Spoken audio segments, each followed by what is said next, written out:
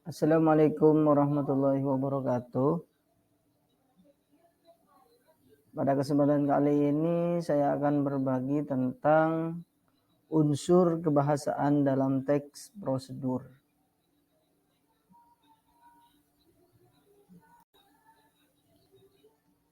Salah satu pembeda tiap jenis teks adalah penggunaan tata bahasanya.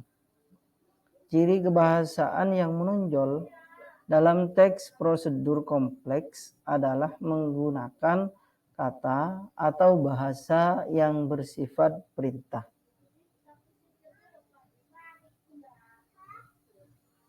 Yang dimaksud dengan kata perintah di sini adalah kata yang menunjukkan sebuah perintah atau amar. Ambilkan, siapkan, tuangkan, dan sejenisnya. Itu merupakan kata perintah. Di mana kaidah kebahasaan teks prosedur ini terdiri dari 6 kaidah. Kaidah yang pertama yaitu biasanya teks prosedur menggunakan kata kerja perintah. Menggunakan kata kerja perintah. Di mana kata kerja perintah ini merupakan kata atau kata kerja yang dibentuk dengan akhiran akan, i, dan partikel lah. Kalimat yang digunakan untuk meminta atau melarang seseorang untuk tidak melakukan suatu hal. Contohnya seperti siapkan,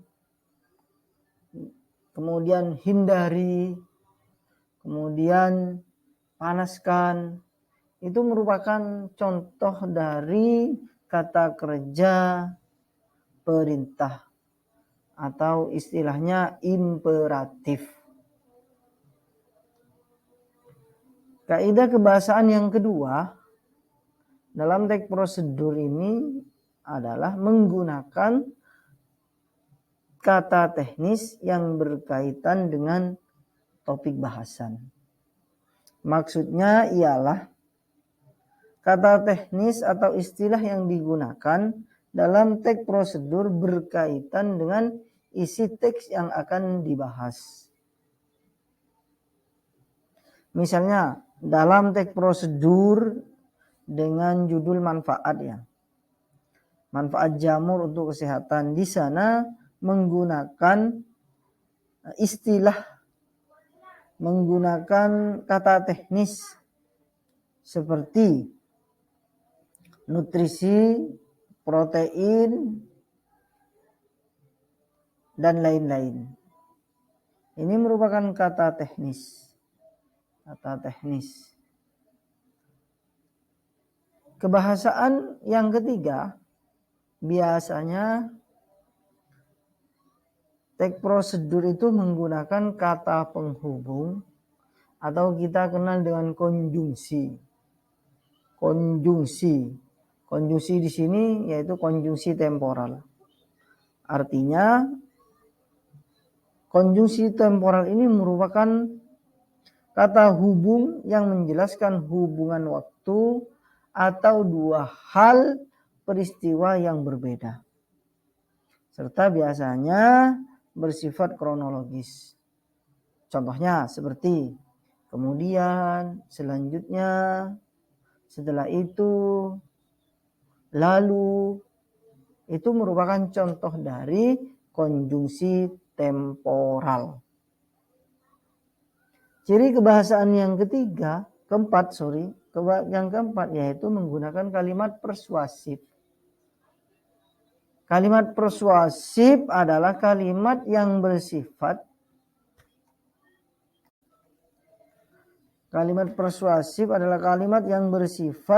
membujuk seseorang untuk melakukan suatu tindakan. Contohnya seperti mengajak ya, mari kita menjaga kesehatan dengan rajin berolahraga. Mari kita tumbuhkan semangat juang yang luar biasa. Misalnya seperti itu.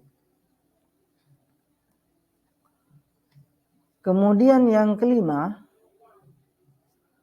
biasanya ciri kebahasaan teks prosedur itu menggunakan gambaran terperinci tentang benda dan alat yang dipakai.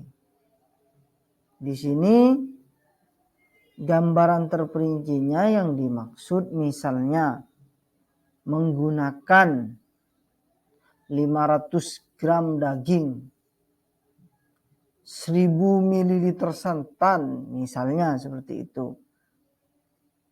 Ini merupakan gambaran terperinci tentang benda atau alat.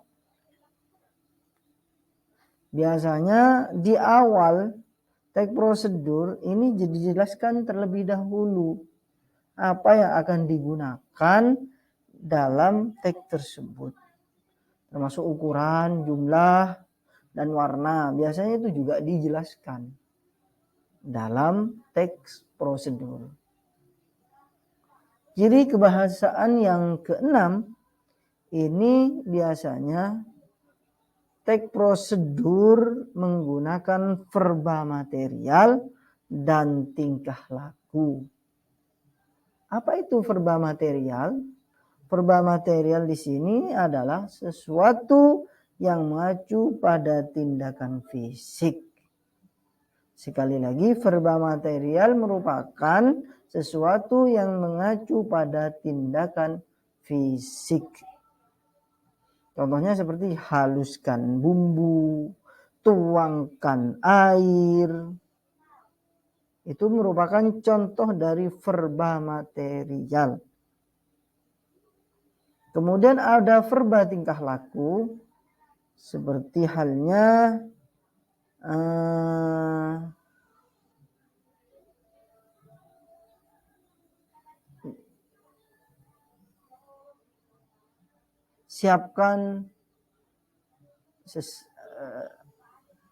misalnya siapkan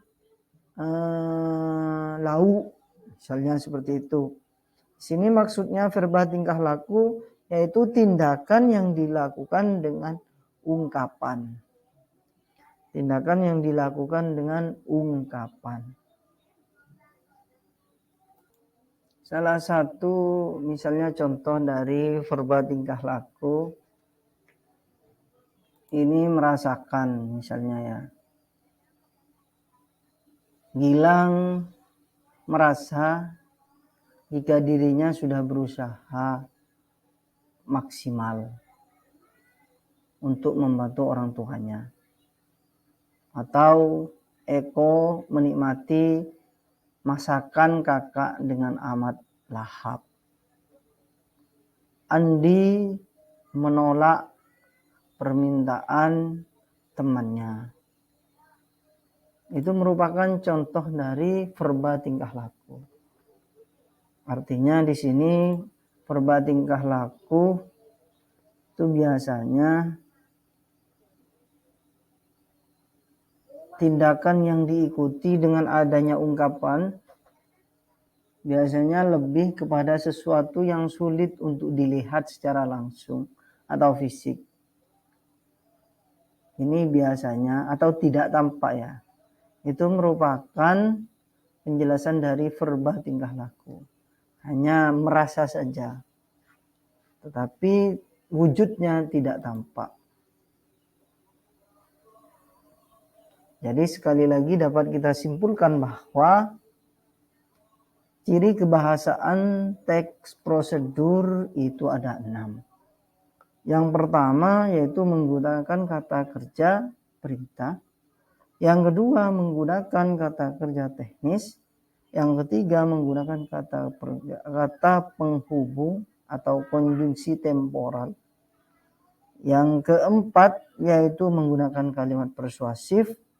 Yang kelima menggunakan gambaran terperinci. Dan terakhir menggunakan verba material dan verba tingkah laku. Demikian yang dapat saya sampaikan, semoga bermanfaat. Assalamualaikum warahmatullahi wabarakatuh.